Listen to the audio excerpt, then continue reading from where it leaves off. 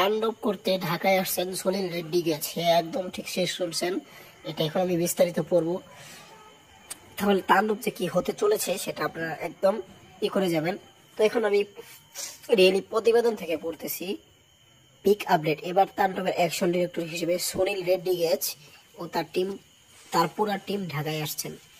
এই বান্দার উল্লেখযোগ্য কাজগুলোর মধ্যে পাঠান দেখেছেন, জওয়ান, শেরশাহ, টাইগার 3, রকি হ্যান্ডসাম, সিঙ্গামেগাইড, সুরিয়াং বসি, ফাইটার, মিস সিম্বা ও হলিউডের এক্সট্রাইশন সিনেমাগুলো রয়েছে। ঈদের সময় একটা শোতে রাফি বলেছিলেন, আমার আপকামিং সিনেমা তাণ্ডব আমরা একটু অন্যরকম করে ভাবছি।